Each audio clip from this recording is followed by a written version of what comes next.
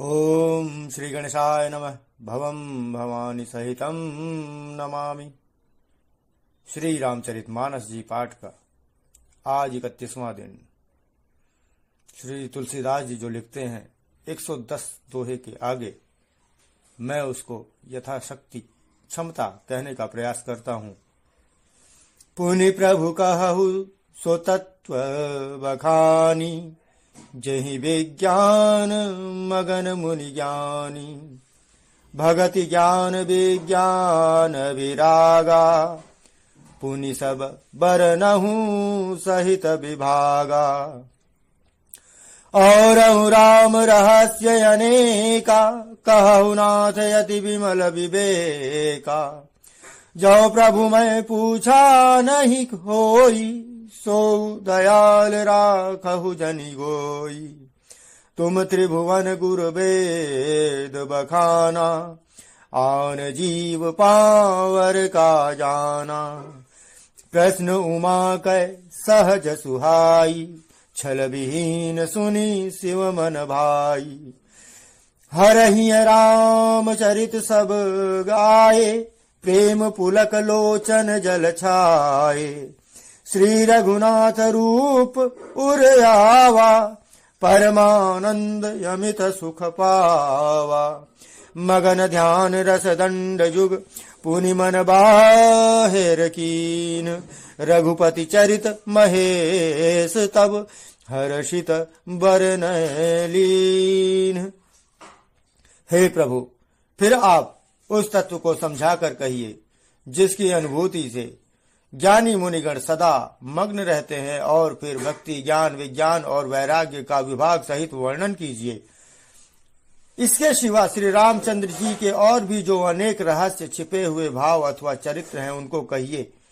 हे नाथ, आपका ज्ञान अत्यंत निर्मल है। हे प्रभु, जो बात मैंने न भी पूछी हो, हे दयालु, उसे भी आप छिपा न रखिएगा। वेदों ने आपको तीनों लोकों का गुरु कहा है। दूसरे पामर जीव इस रहस्य को क्या जाने।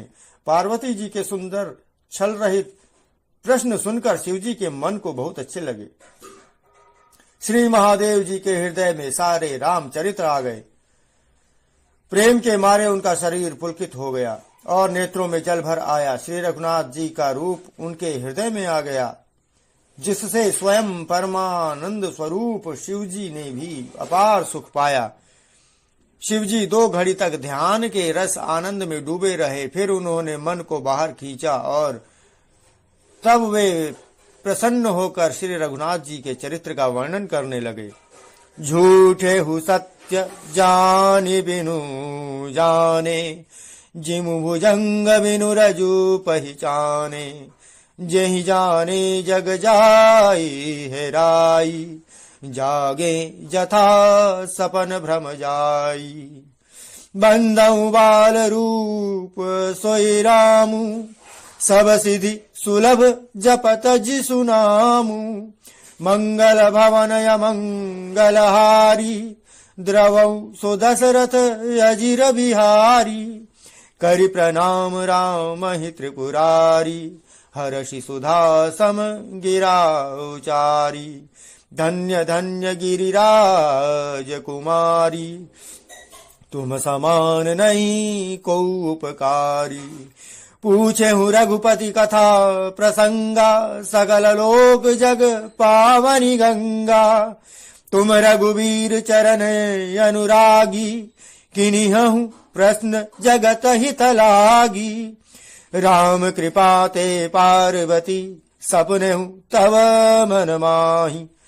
शोक मोह संदेह भ्रम, मन विचार कछु नाही।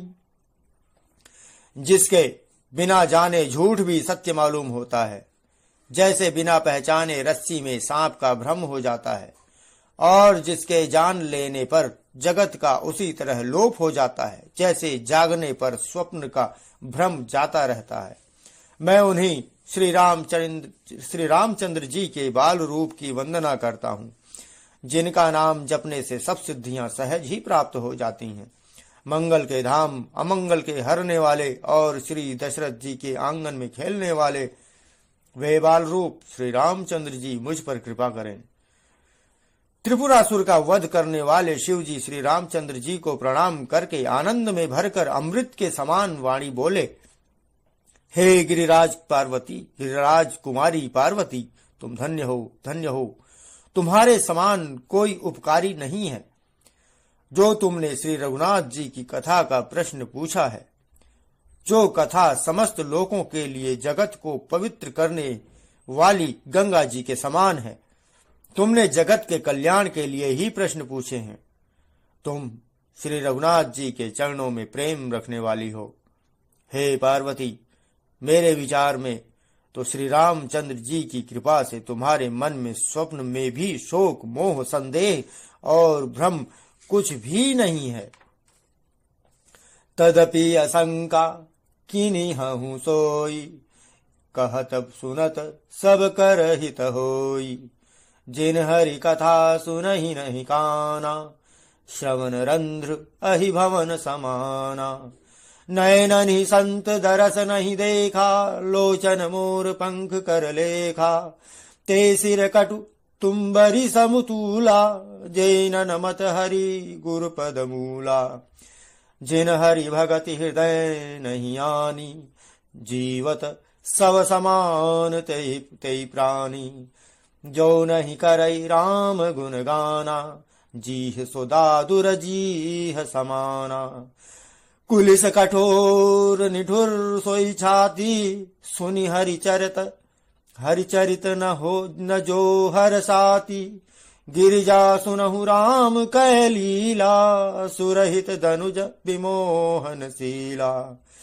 राम कथा सुरधेनु सम, सेवत सब सुखदानी। सत समाज सुरलोक सब, को न सुनय अस जानी। फिर भी तुमने इसलिए वही पुरानी शंका की है कि इस प्रश्न के कहने सुनने से सबका कल्याण होगा।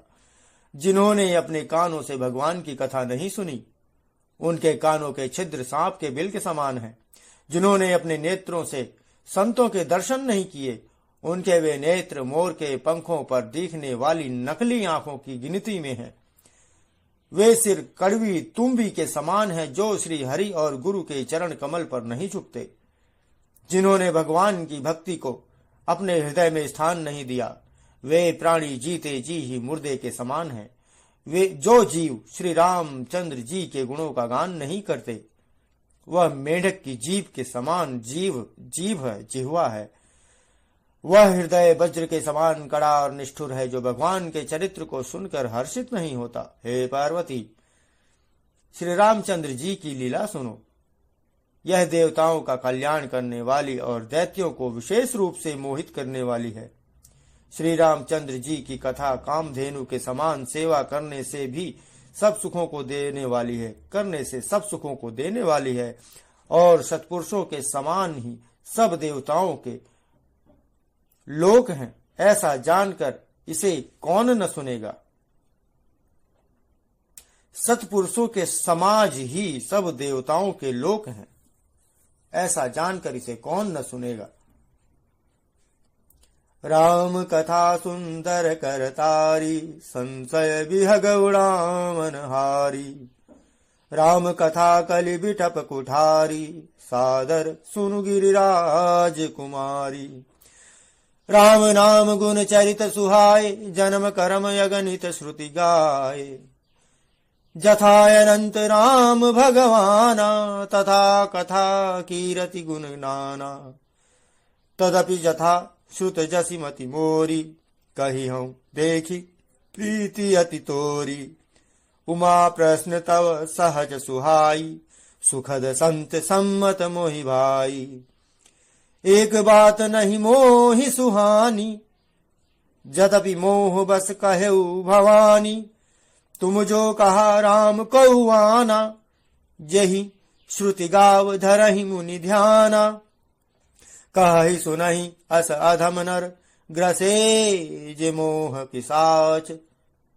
पाखंडी हरि पद विमुख, जानहि झूठ न साच।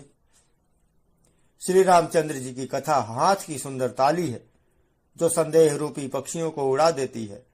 फिर राम कथा कलयुग रूपी वृक्ष को काटने के लिए कुल्हाड़ी है। हे गिरिराज कुमारी, तुम इसे आदरपूर्वक सुनो। वेदों ने श्री रामचंद्र जी के सुंदर नाम, गुण, चरित्र, जन्म और कर्म के सभी अगणित कहे हैं। जिस प्रकार भगवान श्री रामचंद्र जी अनंत हैं, उसी तरह उनकी कथा, कीर्ति और गुण भी अनंत हैं।